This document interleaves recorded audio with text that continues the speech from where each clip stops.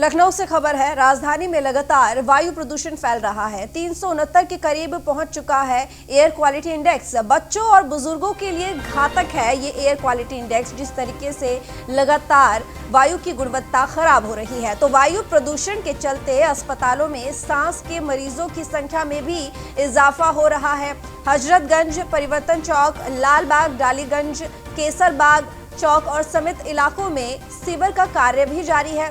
लापरवाह जल निगम अधिकारियों और ठेकेदारों की लापरवाही लोगों की जान पर भारी पड़ रही है।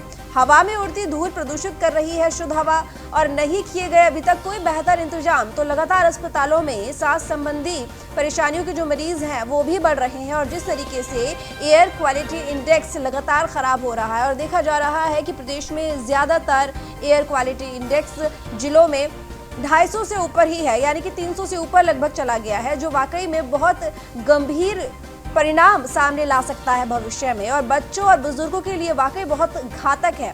तो राहुल श्रीवास्तव हमारे साथ जुड़े हुए हैं। राहुल, जब भी ये मौसम में बदलाव आता है या फिर शीतकालीन की ओर ये मौसम जाता है, उस टाइम पे देखा जाता है कि जो वायु प्रदूषण है वो अचानक से बढ़ जाता है, तो फिर सरकार की तरफ से किस तरह के इंतजाम किए गए हैं और पहले से ही क्यों नहीं किए जाते? राहुल, क्या आप हमें सुन पा रहे हैं?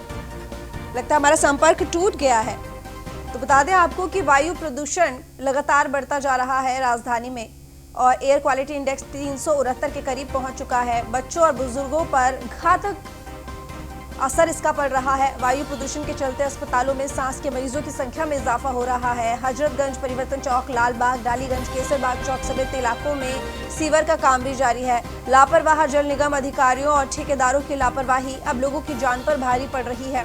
हवा में उड़ती धूल प्रदूषित कर रही है शुद्ध हवा, और अभी तक कोई बेहतर इंतजाम भी नहीं किए गए हैं। तो प्रदूषण पर लखनऊ डीएम ने भी सख्ती के निर्देश दिए हैं। तो प्रदूषण नियंत्रण बोर्ड ने जल निगम अधिकारियों को कारण बताओ नोटिस भी जारी किया है। राहुल श्रीवास्तव विशेष संवाददाता हमारे साथ जुड़ चुके हैं ज्यादा जानकारी के साथ। राहुल, जिस तरीके से एयर क्वालिटी इंडेक्स देखा जा रहा है लगातार बढ़ रहा है, और अगर इसी तरीके से वायु प्रदूषण बढ़ता रहा तो इसके काफी घातक परिणाम सामने आ सकते हैं। लेकिन सबसे जो बड़ी बात है वो ये है कि जब भी मौसम में बदलाव आता है, मौसम करवट लेता है, गर्मी से सर्दी की तरफ हम जाते हैं, तो उस टाइम पे अक्सर ये समस्या सामने आती है।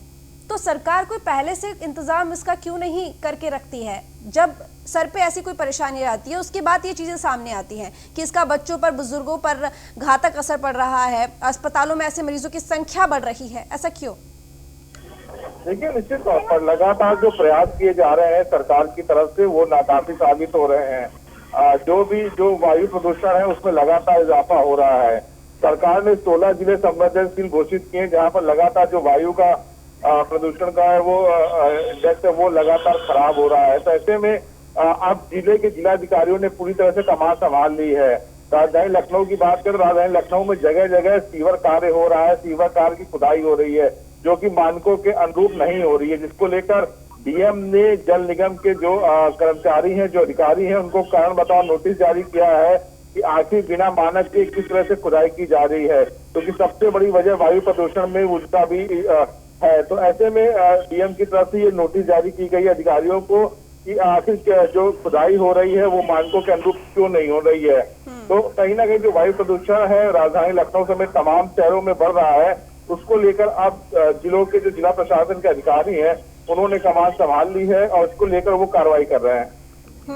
राहुल, एक तो वायु प्रदूषण हो रहा है और साथ ही कुछ इलाके हैं जहां पर सीवर का काम भी चल रहा है और जल निगम लापरवाह बना हुआ है।